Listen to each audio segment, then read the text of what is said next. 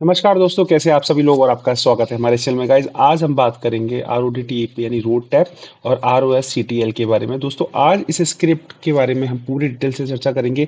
और दोस्तों मैं हूं आपका दोस्त और होस्ट पीयूष मित्तल। तो शुरुआत करते हैं इस चैनल की आज इस वीडियो को लेकर। दोस्तों जैसा कि आप जानते हैं कि हम लोग बनाते हैं गवर्नमेंट सब्सिडी, गवर्नमेंट फंडिंग और एक्सपोर्ट से जुड़ी हुई वीडियोस। तो दोस्तों आज इसलिए हम लेके आए हैं एक ऐसी सब्सिडी और एक्सपोर्ट से जुड़ी हुई वीडियो जो हर एक एक्सपोर्टर के काम आती है, क्योंकि वो जब भी एक्सपोर्ट करेगा तो उसे कुछ सब्सिडी मिलती है, लेकिन वो सब्सिडी मिलती है स्क्रिप्ट फॉर्म में। और स्क्रिप्ट का नाम है RODTEP रोड टैप और ROSCTL यानी रोस्टेल। तो इसके बारे में हम पूरी चर्चा करेंगे, साथ में हम ये भी बताएंगे कि आपको अगर ये स्क्रिप्ट बेचनी है तो आप कैसे बेच सकते हैं और बेचने का प्रोसेस क्या है, क्या क्या डॉक्यूमेंटेशन पार्ट है। दोस्तों जैसा कि हमने आज की जो फर्स्ट पे आपकी प्रेजेंटेशन आपके सामने है, इसमें भी हमने लिखा हुआ है कि इसके बारे में कंप्लीट पूरी एक एक जानकारी के बारे में हम बात करेंगे कि भाई रोड टैप किस पे लागू होता है, रोस्टल है वो किस पे लागू होगा।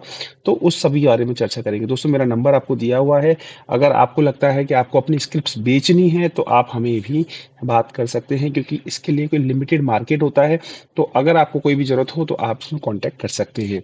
आगे बढ़ते हैं। अब हम सबसे पहले बात करते हैं कि रोड टैप में क्या है और रोड टैक्स में क्या है। यानी कि रोड टैप यानी कि रेमिशन of duties and taxes on export product. दोस्तों जब भी कोई आप प्रोडक्ट एक्सपोर्ट करते हैं तो उसके अंदर जब उसको बनाने के या बेचने के लिए जितने भी टैक्सेस का इस्तेमाल किया गया है, एक तरह से उन टैक्सेस का जो रिफंड आपको एक स्क्रिप्ट के माध्यम से दिया जाता है। अब दोस्तों ये स्क्रिप्ट क्या है कि देखिए जब भी कोई व्यक्ति एक्सपोर्ट करता है तो उसे एक एक्सेस मिलता है, वो होता है आइस गेट पोर्टल।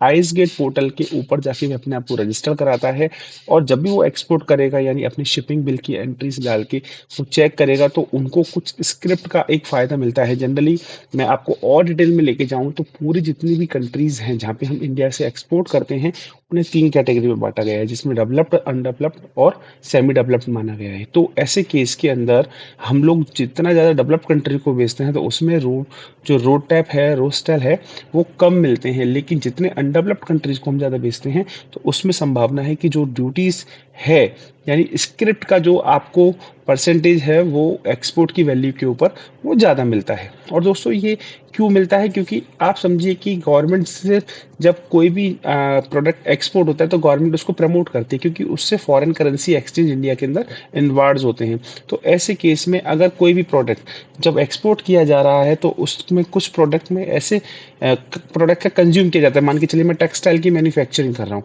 तो टेक्सटाइल के अंदर मान लीजिए धागा है, वो अगर आउट ऑफ इंडिया से इंपोर्ट होता है तो इंपोर्ट के टाइम पे उसमें कस्टम ड्यूटी लगाई जाती थी, या उस गुड्स को ट्रांसपोर्ट करने के लिए जो फ्यूल का इस्तेमाल किया जाता है वो भी जनरली इंपोर्ट किया जाता है, या इसके अंदर जो बैट होते हैं, जो भी जीएसटी लगते हैं। ऐसे कारण से गवर्नमेंट कहती है कि जो टैक्सेस हमने आपसे लिए वो हम इस रोड टैप या रोस्टेल के माध्यम से आपको वापस करना चाहते हैं। लेकिन ये मॉनेटरी डायरेक्टली कैश फॉर्म में नहीं होकर ये स्क्रिप्ट फॉर्म में होते हैं। अभी कैसे स्क्रिप्ट का बात करेंगे वो हम आगे बात करते हैं। पहले हम रोड टैप की बात करेंगे, अब हम बात करते हैं रोस्टेल की। रोस्टेल जो बात है यानी ROSCTL है, यह सिर्फ कपड़ों या होम टेक्सटाइल आइटम को एक्सपोर्ट करने पर ही लागू होती है। इस स्कीम का उद्देश्य जो सेंट्रल और स्टेट गवर्नमेंट है वो टेक्सटाइल से रिलेटेड जितने भी टैक्स है, जैसे स्टेट टैक्स है, इलेक्ट्रिसिटी ड्यूटी है, सेंट्रल एक्साइज ऑन फ्यूल है, उन सभी का आपको रिफंड देती है। किस फॉर्म में? स्क्रिप्ट फॉर्म में।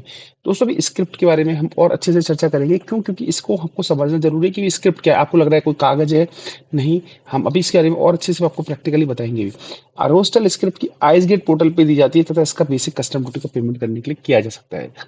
अब अब आते हैं स्क्रिप्ट के बारे में, यानी कि स्क्रिप्ट का क्या उपयोग होता है, यानी कि इसमें क्या सिस्टम है। देखिए स्क्रिप्ट अपने आप में एक ई चालान की तरह है। जैसे आपके पास कैशबैक होता है तो उस कैशबैक का इस्तेमाल आप किसी चीज को पेमेंट करने में कर सकते हैं। सेम इसी तरह से जो स्क्रिप्ट है, स्क्रिप्ट का भी इस्तेमाल आप अपनी जो बेसिक कस्टम ड्यूटी है, मान के चलिए आप एक एक्सपोर्टर हैं, अब आप एक इम्पोर्टर भी हैं, तो इम्पोर्ट करते वक्त आप पे जो भी जीएस या कस्टम ड्यूटी लगेगी यानी BCD बोलते हैं, या अगर कोई भी ड्यूटी या कोई एक्स्ट्रा चार्जेस लग रहे हैं टैक्सेस के फॉर्म में, कस्टम फॉर्म में, तो उनका पेमेंट करने के लिए आप इस स्क्रिप्ट का इस्तेमाल कर सकते हैं। यानी मान लीजिए 100 रुपये का टैक्स बनता है और आपके पास मान लीजिए 1000 रुपये की स्क्रिप्ट पड़ी हुई है, तो आपके पास 900 रुपये का बैलेंस रह जाएगा। आप 100 रुपये का बैलेंस उसको टैक्स को पेमेंट करने में कर सकते हैं। अब मान के चलिए आप एक्सपोर्ट ही करते हैं, इम्पोर्ट करते ही नहीं हैं आप। तो ऐसे केस में आप अपनी स्क्रिप्ट्स को सेल भी कर सकते हैं। जैसे मान के चलिए आप एक्सपोर्ट करते हैं, मैं इम्पोर्ट करता हूँ, तो आप इस स्क्रिप्ट्स को मुझे ट्रांसफ़र कर सकते हैं। तो ट्रांसफ़र का एक प्रोसेस होता है जिसके अंदर उनका एक 2 तरह के डॉक्यूमेंट होते हैं। एक तो होता है इसका एग्रीमेंट, एक होता है इसकी अंडरटेकिंग। वो दोनों एग्रीमेंट और अंडरटेकिंग प्रॉपर्ली डिजिटली साइन, यानी जो आपने डिजिटल सिग्नेचर है उनके माध्यम से साइन होकर प्रॉपरली साथ में एक स्क्रिप्ट का एक इनवॉइस भी बनाया जाता है। मान के चलिए आप मुझे बेच रहे हैं, मान के चलिए कोई भी स्क्रिप्ट 1 लाख रुपए की आपने स्क्रिप्ट मुझे भेजी, तो 1 लाख रुपए की स्क्रिप्ट के ऊपर 18% का जो जीएसटी है वो आप लगाकर, एक्स्ट्रा लगाकर मुझे बेचेंगे, जो कि वो जीएसटी में काम में ले पाऊंगा। तो दोस्तों इस तरह से भी स्क्रिप्ट का इस्तेमाल किया जाता है। अगली बात करते हैं हम लोग उसमें अकाउंटिंग एंट्री में से किस तरह से ट्रीट किया जाएगा। तो ये जो अकाउंटेंट है, सीए हैं, उनके पॉइंट ऑफ व्यू से बात करें तो इसे अदर इनकम की तरह ट्रीट किया जाएगा और ड्यूटी क्रेडिट रिसीवेबल अकाउंट में इसको बुक किया जाएगा। तो दोस्तों यहाँ पर हमने बात की इसको की टैक्सेशन मैटर्स की, कैसे कौन क्या सेल कर सकता है, ठीक है।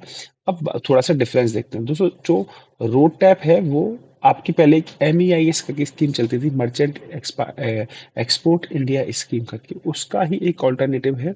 तो उसके बदले जब गवर्नमेंट ऑफ इंडिया है उसने जब MEIS स्कीम क्लोज की, तो उसके बाद में रोड टैप स्कीम को लॉन्च किया है।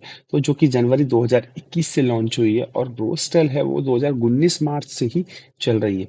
अब रोड टैप है वो किसी भी एक्सपोर्टेड प्रोडक्ट के ऊपर आप क्लेम कर सकते हैं, लेकिन जो रोस्टेल है वो ओनली गारमेंट के ऊपर ही आप अप्लाई कर सकते हैं।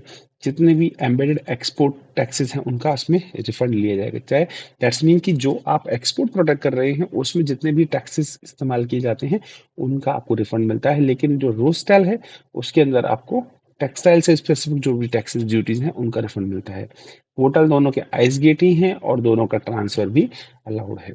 तो दोस्तों इस तरह से हमने देखा कि रोस्टेल और रोटैप में क्या अंतर था। अब बात करते हैं कि स्क्रिप्ट को कैसे बेचें। तो दोस्तों ये पूरा प्रोसेस आपके सामने है। हम लोग थोड़ा सा जूम भी कर देते हैं आपको इसको, ताकि आपको ये अच्छे से दिख जाए। जी बिल्कुल।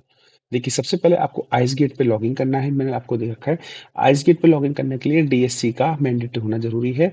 अगर दोस्तों आपके पास डीएससी नहीं है तो आप हमसे संपर्क कर सकते हैं। डीएससी हो गया, या आपको इसके अगर जो सेल करने के लिए पूरी प्रोसेस है उसमें भी हम लोग आपकी मदद कर सकते हैं। अगर आप बेचना भी चाहते हैं तो आप हमें भी बेच सकते हैं स्क्रिप्ट्स को। उसके लिए आप हमसे हमारे जो दिए हुए नंबर है उस पर कॉन्टैक्ट कर सकते हैं। आपको आइस गेट पे लॉगिन करना है। इसके बाद वहाँ पे आपको रोड टैप का एक मॉड्यूल मिलेगा, रोड टैप यानी एक पॉइंट मिलेगा। उस पे टैब में आप क्लिक करेंगे, वहाँ पे पाथ सर्विस में जाएंगे, ड्यूटी स्क्रिप्ट में जाएंगे और रोड टैप रोस्टल मॉड्यूल में जाएंगे। रोड टैप स्क्रिप्ट देखेंगे तो आपको वहाँ पर स्क्रिप्ट का नंबर, आपको date of issue, available balance और स्टेटस दिखेगा। इसमें 3 तरह के बैलेंस स्टेटस हो सकते हैं। या तो आपने इसको एक्टिव है, दैट्स मीन कि आपके पास अभी भी ये एक्टिव में पड़ा है, आपने यूज कर लिया है या ट्रांसफर है। जस्ट एक्टिव का मतलब है कि अभी तक अनअवेल्ड है, ना आपने ट्रांसफर किया है ना आपने यूज किया है। दूसरा है यूज का ऑप्शन, यानी कि आपने इसको किस अपने अपने खुद के टैक्स को पेमेंट करने में यूज कर लिया है। तीसरा है ट्रांसफर, कि आपने किसी और को ट्रांसफर कर दिया। अब बेचने के लिए क्या करना है, तो उसके लिए आपको स्क्रिप्ट ट्रांसफर पे क्लिक करना है और इनिशिएट कर देना है ट्रांसफर। जैसे ही आप इनिशिएट ट्रांसफर करेंगे वहां पे तभी आपको बायर का आईसी कोड आपको वहां पे डालना है और बायर का आइस गेट पर रजिस्टर्ड होना चाहिए। दैट्स मीन कि जैसे हम लोग सेलर हैं, हम अपने आप को आइस गेट पे अपने डीएससी से रजिस्टर करा के रखते हैं, इसी तरह से जो बायर है उसे भी अपने आप को आइस गेट पर अपने डिजिटल सिग्नेचर, जो कि एक्सपोर्ट क्लास का डिजिटल सिग्नेचर होता है, उसके माध्यम से उसे रजिस्टर होना होगा। और होने के साथ ही उसको डीएससी को अपने आप को लॉगिन करना होगा। और वहाँ पे वो बायर है, बायर अपनी प्रोसेस के अंदर उसको एक्सेप्ट करने का काम करता है। लेकिन इन दोनों के बीच में एक इंपॉर्टेंट चीज और है, वो है ट्रांसफर एग्रीमेंट। ये बहुत इंपॉर्टेंट डॉक्यूमेंट है, क्योंकि क्या होता है कई बार रहता है कि हम जब सेलर होता है वो सब सेल तो कर देता है, बाद में बायर उसको बाय भी कर लेता है, लेकिन बाद में सेलर क्लेम कर देता है नहीं मैंने तो बेचा ही नहीं, ये तो मेरा गलत है। तो ऐसे केस में एग्रीमेंट पर साइन होता है, साइन होने के साथ बायर और सेलर दोनों के बीच में स्टाम्प पेपर पे साइन होकर यह होता है कि हाँ मैंने इतने अमाउंट का स्क्रिप्ट इनको सेल किया है। तो दोस्तों ये सारी चीजें हम लोगों ने कवर की है। अब आगे बढ़ते हैं हम अगली की। आइस गेट को कैसे बेचे, तो दोस्तों इसमें ट्रांसफर एग्रीमेंट होता है, प्रॉपर ट्रांसफर एग्रीमेंट आपको चाहे तो आप हमसे ड्राफ्ट करवा सकते हैं। ये लेकिन डिटेल टू डिटेल और प्रोडक्ट टू प्रोडक्ट डिफर करता है, तो इस कारण से हम लोग इसके ऊपर मेंशन नहीं कर सकते। तो जैसी भी इंक्वायरी हो आप हमें कांटेक्ट कर सकते हैं। अगला है इंपॉर्टेंट पॉइंट कि स्क्रिप्ट का जो ट्रांसफर पेमेंट है वो परमानेंट होता है, यानी कि उसको वापस से रिवर्स नहीं किया जा सकता। तो रोटअप स्क्रिप्ट को ओपन मार्केट में फ्रीली ट्रेड नहीं किया जा सकता, इसलिए मतलब आप समझ रहे हैं कि ऐसा नहीं है कि इसको किसी को भी आप बेच देंगे, नहीं, इसके लिए प्रॉपरली सामने वाला इंपोर्टर रजिस्टर्ड आईसी रजिस्टर्ड होना चाहिए और उसके पास आइस गेट पोर्टल पे भी रजिस्ट्रेशन होना जरूरी है।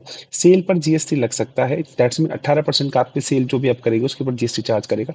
मान के चलिए आपने मुझे 1 लाख रुपए की स्क्रिप्ट सेल की है, तो ऐसे पे 18% का जीएसटी आपको चार्ज करना। सेलर और बायर दोनों आइस गेट पर डीएससी के साथ में रजिस्टर्ड होने चाहिए।